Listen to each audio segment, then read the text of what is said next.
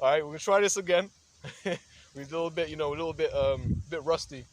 So we say Shalom to the elect of the nation of Israel, and we're gonna, of course, say Kal Halayim La Yahweh Bahasham Yahawashi Bahasham Ruach Kodash, and double honors to the apostles and elders of great millstone and rule well, and labor in this word and doctrine. So let's get the logo up again. We go do that. So as it reads, over here in the office of the Director of National Intelligence. So the National Intelligence of up in Babylon, they had that agency basically have a new logo. And this is the aviation like sort of institution. This is their logo. This is their new logo. I'm sure you brothers have seen it. If you haven't already, here it is. Boom. There it is right there. You see that? You can see the so-called UFO, the so-called flying saucer over there. You can see on the side, right at the bottom. So it's interesting. They got these fighter jet. They've got some type of, I think it's a helicopter or some type of bizarre plane.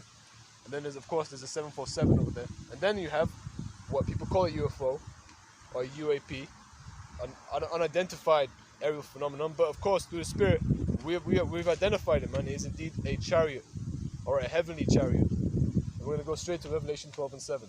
Okay. Book of Revelation, chapter 12, verse 7. And there was war in heaven.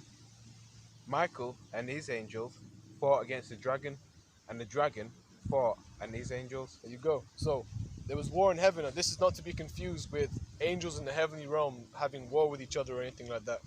Everything in the heavens is in complete order. The angels do the commandments. We use this scripture, and some people could say this isn't very clear, but we're going to use it because it is clear. All right.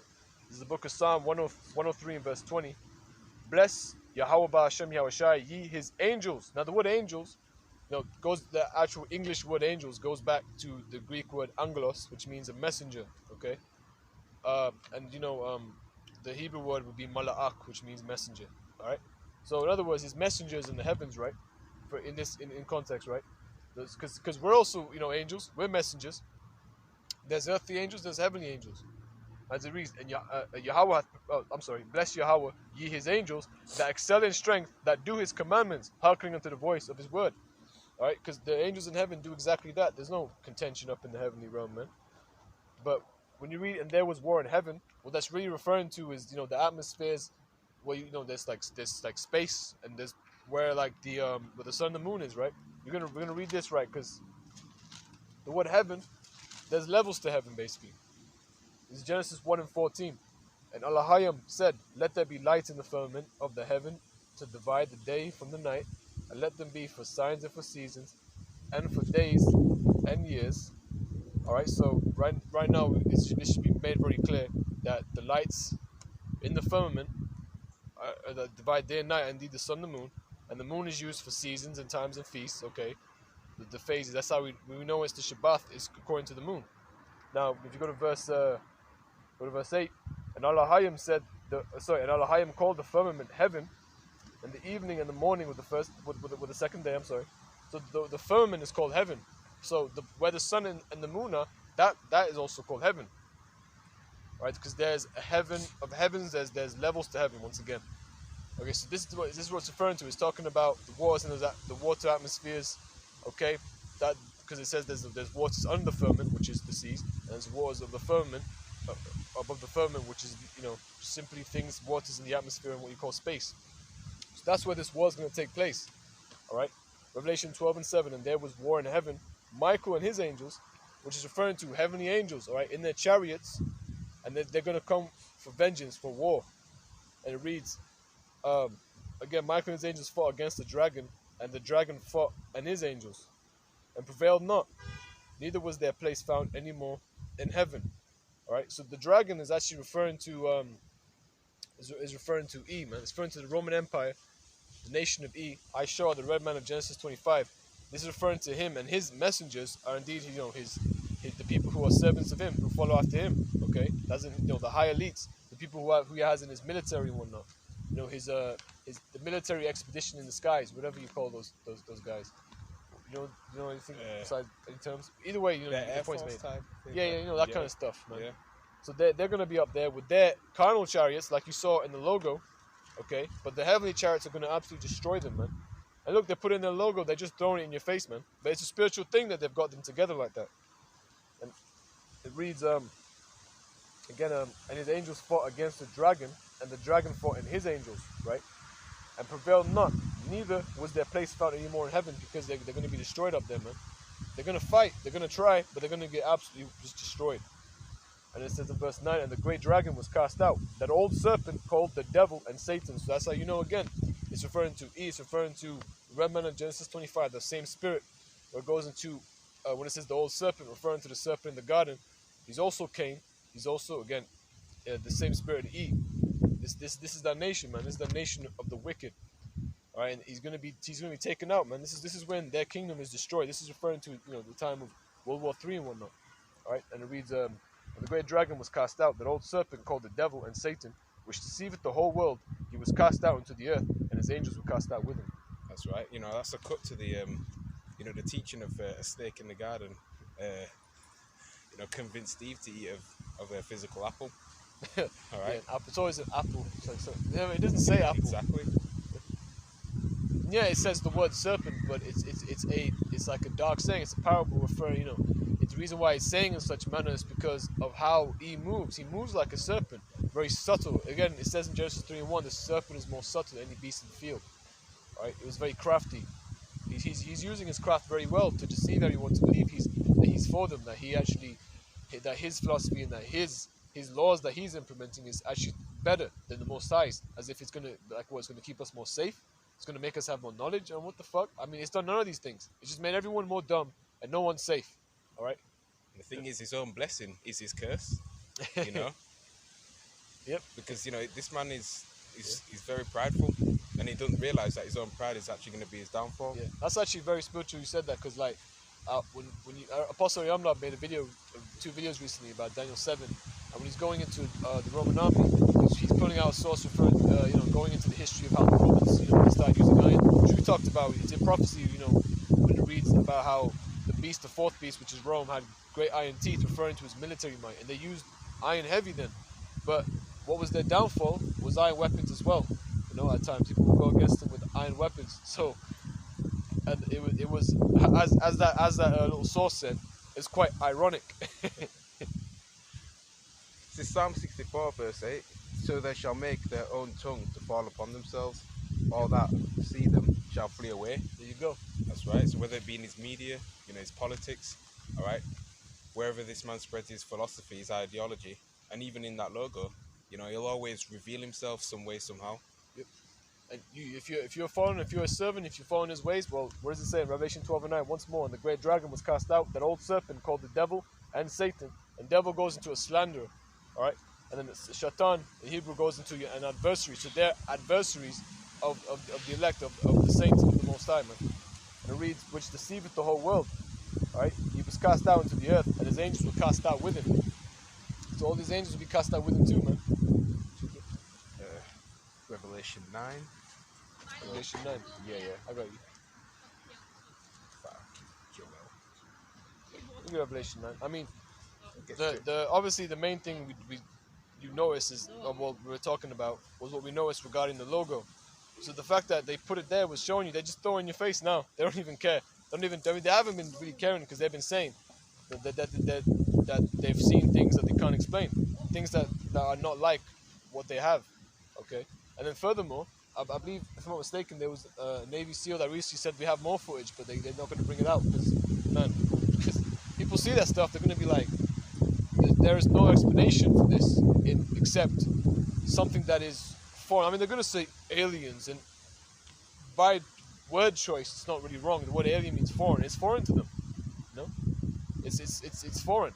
It's definitely different from this realm, but they're not, because like we mentioned in our last camp, it's not foreign to us because the angels are our brethren. So they're not foreign. But go ahead. Oh, you want Revelation 9? Got it. I would go straight down to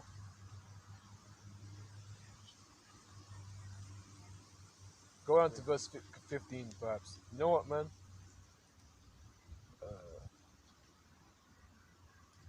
Salaki, let me think. Start 16, man. Revelation chapter 9, verse 16. And the number of the army of the horsemen were 200,000. Yep. And I heard the number of them. And thus I saw the horses in the vision, and them that sat on them, having breastplates of fire, and of jacinth and brimstone. All right, so the horses in the vision is actually referring to, chariots. Not chariots. I'm still chariots. I'm going crazy. It's referring to missiles, man. All right, we're into the missiles. I need to think straight. Let me just look at it properly. I'm trying to remember because I haven't looked through this for a bit, and this is what can happen. Yeah, having breastplates of fire and of jacinth and brimstone. Okay, so in other words, these missiles are going to come with fire, and they're going to be like an army of horsemen because they're going to be in the air in a formation like a military expedition, man. So when it reads, and the heads of the horses were as the heads of lions. Why is that? Because when you shoot a missile, it's really the front of it that does the damage. That has the warheads. Yeah, That's right, when it opens up, Yep. It touches the surface and it explodes. It's an explosive, and then fire does indeed get emitted very, very, very, very violently. Yeah, That's right. And in those missiles, the temperature is going to be even hotter than the sun. And that's, you know, that's why, America is going to be completely it's fucked up. It's gonna be fucked up, man. molten. Yeah. It's gonna be done up completely. It's gonna be a beautiful thing for the elect to see. Lord willing, we have that number. We get to see it. We get to, if we're gonna be taking part in the war for the elect, with the angels. How we shine the angels, man. But this is referring to the missiles because around this time, World War III is gonna happen, man. World War III is gonna take part. It's gonna happen in so-called Middle East. That's gonna be taking part. All nations will be gathered together. Which, can you get that in Joel? You got it. Perfect. Can. It's book of Joel, It's 3, chapter 3, verse 2. Joel chapter 3, verse 2. I will also gather all nations and will bring them down into the valley of Yehoshaphat, Yeah, and Yahweh Shabbat, meaning Yahweh judgment. Go ahead. and will plead with them there for my people and for my heritage Israel, whom they have scattered among the nations. So it's going to be ordained by the Heavenly Father. It's going to be on their spirit to just go out for war against each other, and they're going to go, and all the nations will gather together to fight each other, man. It's going to trump all the other wars with the weapons they've got. People are going to be like biolab soldiers and stuff. They're going to have robotic type fucking drone ass things and weird type of armor. Like, it's going to be crazy, man. That's right. This man's been furbishing his sword, so he's been improving on his his arsenal that he's got ready. Yeah, man. He's ready for real violence in that time to go against everyone. And of course, so when I say not just him in Babylon, but remember, Russia are going to be the beginning of destroying Babylon, and they're also the nation of E. Yeah. Right? They they're very, very rigorous, man. They're going to come with violence as well. What has China been doing? Not allowing no effeminate dudes on these media platforms to make men. Which, if you ask me, I'm not saying I know this for sure, but I believe that it's really referring to it's really because they want to how do I say it? They want to basically make men be ready for war in the spirit. That's right. Go out because they want men to go out to join the army to get more numbers, man. And you can tell a state of or a morale of an army, by how they conduct themselves. If they're in a feminine, way, then the army, it's got no chance. Right. And when it reads again in Revelation 9 and verse 18, when it says, "But these 3 was the third part of men killed by the fire and by the smoke and by the brimstone which issued out of their mouths." Yeah, because you go in verse 17 at the end, it says, "Out of their mouths issued fire and smoke and brimstone," because again, the front of those missiles were likened to lions, lions slaying the souls, and the fire is coming out, man. Destroy Babylon the Great, and the only people that's coming out of America is the elect. That's it. And then the elites will be taken up, but they're going to be taken in chains anyway. When I say taken up, not by the chariots. They're gonna go up to space station. They're gonna try hide in different places. People are gonna try to go in bunkers, but America will be destroyed, man. Yeah, you can go. Oh yeah, actually, I'll make a point. Verse 19. For their power is in their mouth and in their tails. For their tails were like unto serpents and had heads, and with them they do hurt. So like the end of it is like leading it and moving it towards the place, but it was the front of it that's actually destroying you because that's the missile. That's what it does. All right, you can go. Go on. This is second Esdras, chapter 13, verse 1. And it came to pass after 7 days, I dreamed a dream by night, and lo, there arose a wind from the sea that it moved all the waves thereof. And I beheld, and lo, that man waxed strong with the thousands of heavens. Yep. And we're gonna redo it actually. Yeah, go ahead. And when he turned his countenance to look, all the things trembled that were seen under him. Under him. Why is that? Why is that? And verse 4. And whensoever the voice went out of his mouth, all they burned that heard his voice, like as the earth faileth when it feeleth the fire. Go on. So I said, why is that? So why is why they saw under him is because he was in a chariot and the fire was coming down, man. They had much fear. People are gonna see a giant chariot in the heavens that they're not gonna be able to identify what's going on. It's obviously gonna make them go, this is foreign. It's gonna be something they never thought to look for, man. That's right, because chariots are a curse to the heathen,